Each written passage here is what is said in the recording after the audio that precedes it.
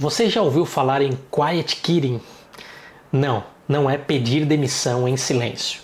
Na verdade, é continuar no trabalho, mas só fazendo o mínimo necessário.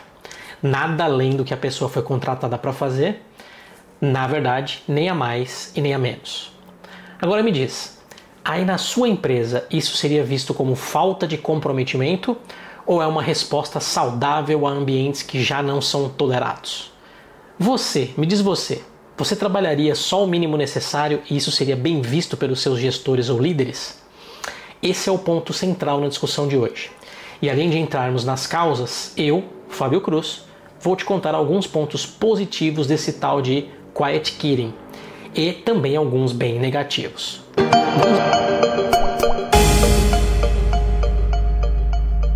Vamos entender de onde veio esse termo. O termo quiet quitting já existe há muito tempo, mas foi popularizado no TikTok em 2022, quando alguns profissionais começaram a abrir que praticavam o quiet quitting. E diretamente não tem nada a ver com pedir demissão sem falar nenhuma palavra sobre isso. Ele surgiu como reflexo de uma geração questionando a cultura do trabalhar até morrer. Principalmente a geração Z está entendendo que o ritmo de trabalho das gerações anteriores é muitas vezes insano. Coisas do tipo aparecem. Mas o avanço da tecnologia não iria fazer com que as pessoas trabalhassem menos porque a produtividade iria aumentar? Só que no final, as pessoas trabalham mais do que antes da tecnologia e novas doenças do trabalho surgem a cada ano. Será que estamos evoluindo enquanto raça humana na relação com o trabalho? Ou estamos parados em uma espécie de era da escravidão pela tecnologia e alta produtividade distorcida?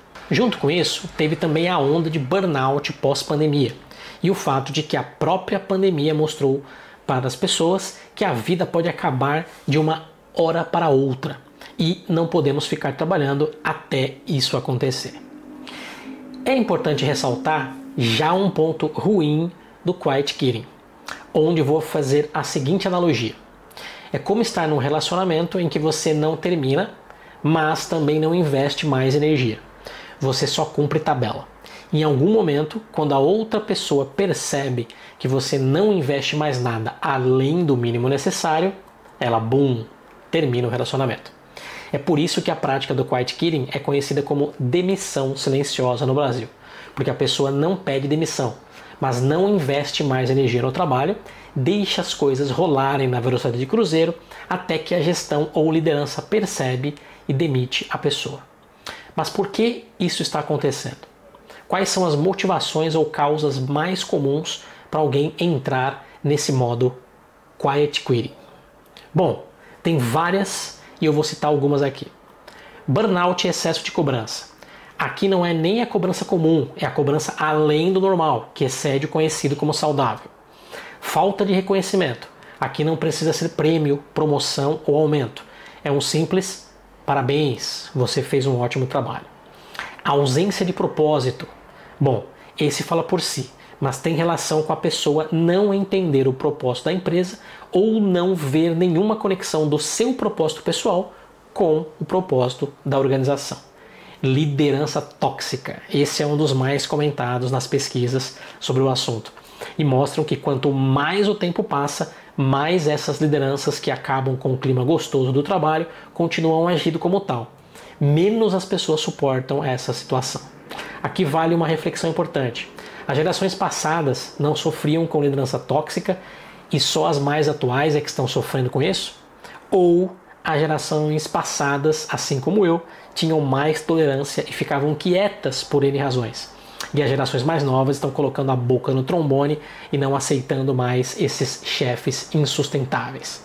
E a pergunta que fica é, se for a resposta 2, será que essa geração mais nova é que não está mais certa do que as anteriores? Difícil, não é? Por último, vem a cereja do bolo que está no topo das causas de quiet quitting. É o desequilíbrio entre vida pessoal e profissional. É quando a pessoa percebe que trabalha mais do que vive. Eu mesmo, quando eu morava em Sampa, na ZL, eu gastava 2h30 para ir até o trabalho. Depois, trabalhava mais 9 a 10 horas para gastar mais 2 horas e meia na volta, ou seja, o meu tempo total investido no trabalho, porque o deslocamento de ida e de volta já é tempo investido no trabalho, era de aproximadamente 15 horas por dia.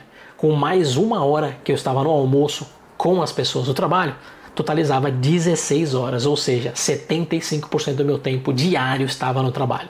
Isso não é equilíbrio, concorda? Só que eu suportava isso por N razões. Algumas delas podem fazer sentido ainda hoje, outras não mais. Isso me fez lembrar de um amigo, o Gabriel. Não vou falar o sobrenome dele, mas quem trabalhou com a gente vai lembrar da história e ele também. Eu era líder do Gabriel e trabalhávamos todos os dias, incluindo finais de semana, sábado e domingo. Umas 12 horas por dia. Era uma época insana e a cobrança era mais surreal ainda. Um dos pontos mencionados acima, além do desequilíbrio, certo? Anota aí. Aí um belo dia o Gabriel chegou para mim e falou: Cruz, eu vou pedir a conta. E eu me assustei e falei: por que, Gabriel? Você faz um excelente trabalho, todos gostam de você e você é um dos que mais produz aqui na empresa. Ele me olhou com cara de desanimado, mesmo depois do reconhecimento que eu soltei, e disse: pensa comigo, Cruz. Eu consegui finalmente comprar um carro novo. E praticamente tudo que eu ganho é para pagar o carro, incluindo prestação, gasolina, seguro. E não está me sobrando praticamente nada. Eu não falei nada, mas pensei comigo: poxa, mas isso não é uma boa coisa? E ele terminou: e hoje eu só uso o carro para trabalhar, porque eu só trabalho, de segunda a segunda. Eu não uso o carro para mais nada. Então, se eu só uso o carro para trabalhar, e se tudo que eu ganho é para pagar o carro, é mais negócio para mim se eu vender o carro e parar de trabalhar. Vou ficar sem dívida e ainda vou ter tempo livre. Não ri não, porque o assunto foi sério na época. O Gabriel acabou não pedindo as contas, mas já era um prelúdio do que estou falando 20 anos depois. Equilíbrio entre trabalho e vida pessoal. Independente do que eu falei, vem uma pergunta à tona toda vez que falamos desse assunto. Será que o problema é o colaborador que desengajou e não está mais a fim de dar o sangue pela empresa? Ou é uma combinação de outros fatores? Vamos entender juntos. Na verdade, essa é a primeira impressão de muita gente, que o problema é com o colaborador que não veste a camisa da empresa com o mesmo furor que veste a do seu time de futebol. Mas a verdade é que o buraco é bem mais embaixo e bem mais complexo que um simples desengajamento. Primeiro, porque é possível observar que não é um caso isolado. São muitos casos, muitas pessoas, quase uma geração inteira com esse mesmo pensamento.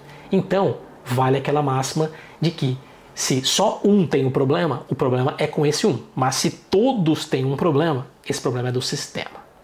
Pesquisas recentes realizadas com milhares de profissionais mostram que os aspectos mais valorizados por eles no ambiente de trabalho são: com 45% vem segurança no emprego, com 40% equilíbrio de carga horária e liderança acolhedora, com 39% flexibilidade, com 38% cultura organizacional saudável. Já olhando para os aspectos que mais desmotivam e trazem insatisfação aparecem: com 32% comunicação falha, com 30% excesso de demandas, com 29% ambientes estressantes ou chamados ambientes tóxicos e com 25% falta de reconhecimento. Veja um detalhe: não aparece nessas pesquisas salário ou plano de carreira, nem como positivo e nem como negativo. Isso chama atenção, não chama? Bom, trouxe esses números para chegar no que interessa de uma vez, que é a tal demissão silenciosa. Não tem a ver diretamente com desengajamento, tem a ver com mudança de visão do trabalho versus vida pessoal. E também em relação a tempo que as coisas acontecem. No passado era comum trabalhadores se dedicarem ao trabalho durante 40 anos para se aposentar e curtir a vida depois. A geração mais atual e mais jovem prefere trabalhar menos e curtir a vida enquanto é jovem. Bom, errado eles não estão, pelo menos eu acho que não. Sendo assim, as pressões, as cargas horárias excessivas, as lideranças tóxicas já não fazem as pessoas produzir mais em prol de suas carreiras. Tem feito as pessoas abandonarem esses ambientes e buscarem outros melhores, ou simplesmente trabalhar apenas o mínimo necessário para não ficar exposto a algo que não toleram e que não é o mais importante de suas vidas. Abrindo um parênteses aqui, não podemos confundir aqui as pessoas que realmente fazem corpo mole. Não entregam nem o mínimo, não trabalham nem o contratado e querem tudo de mão beijada. Não são essas pessoas que estamos tratando aqui. Estou falando das pessoas que estão mais respeitando seus limites, atendendo exatamente a carga horária e responsabilidades contratadas e especialmente cuidando da sua saúde mental. Eu mesmo ouvi há pouco tempo o seguinte caso. Um profissional que estava indo bem, sendo bem avaliado, porém dentro desses limites, recebeu uma promoção. Na verdade, uma intenção de promoção. Por que intenção, Fabio? Porque o gestor da pessoa a chamou e falou: você será promovida, parabéns. E a pessoa olhou e respondeu: eu? Não, não quero não. E o gestor assustado perguntou: como assim você não quer? Você será líder de uma área, terá outras pessoas embaixo de você, seu salário irá aumentar. Isso não é bom? E a pessoa pronta e firmemente respondeu: não, não quero e não vejo como bom. Ser promovida para eu ter que trabalhar além do horário todos os dias, ser cobrada muito mais sobre resultados impossíveis, não dormir mais, perder cabelos, me separar e não ter relacionamentos amorosos estáveis porque vivo só trabalhando? E com sorte tirarei licença de burnout para descansar? Não, obrigado. Esse tipo de promoção eu não quero não. Essa não é a geração mimimi, como alguns dizem por aí. Essa é a geração que está acordando para algumas realidades antes encobertas pelo mundo corporativo, que acha isso bonito em prol de uma carreira profissional. A geração Z, por exemplo, prefere dormir tranquila ganhando menos, se for o caso, mas trabalhando menos também, se estressando menos também e vivendo mais. E com isso vem a tal quiet quitting, ou demissão silenciosa, como resposta a uma cultura que nunca foi, não é e nunca será saudável, a do trabalho acima de tudo. Mas com isso vem as consequências, tanto para as empresas quanto para as pessoas. Alguns impactos sérios do quiet quitting são perceptíveis para a empresa: baixo atingimento de resultados, queda de produtividade, clima de apatia e fuga de talentos. Para o indivíduo, estagnação e falta de crescimento, principalmente quando fazer o mínimo começa a ficar abaixo do esperado e contratado, ou até por um desalinhamento com as expectativas da empresa. E ainda para o indivíduo, o sentimento de vazio, devido à desconexão e desalinhamento entre o seu propósito de vida e o propósito da empresa. Já para a sociedade, podemos observar o questionamento do modelo de trabalho tradicional. E com isso podemos colocar o quiet quitting como um sinal de alarme, principalmente pelo aumento dele, que reforça que o que está errado é o sistema e que soluções podemos pensar para as nossas empresas e clientes. No nível individual, entender se o quiet quitting é uma fase de proteção ou já virou acomodação. Caso seja uma fase de proteção, a liderança pode justamente avançar para as próximas ações, que são buscar conversas francas com o profissional, junto com a liderança, reavaliação do propósito e do objetivo de carreira, e já no nível organizacional, um caminho é melhorar a comunicação e a clareza de expectativas, valorizar e reconhecer resultados, mesmo que pequenos, promover um equilíbrio saudável das jornadas de trabalho e investir em flexibilidade de horário, de local e de formato de trabalho. E ainda apostar em treinar líderes para a escutativa e para identificar futuras situações de quiet quitting. No final, algo que está muito forte no momento e que faz com que todos nós reflitamos sobre é: a solução não é mais exigir que o colaborador dê sempre 120%. A solução é criar um ambiente em que 100% já seja bem aplicado, com a motivação correta e reconhecimento adequado. Quiet quitting não é sobre preguiça, mimimi ou falta de vontade de trabalhar. É sobre limites bem definidos.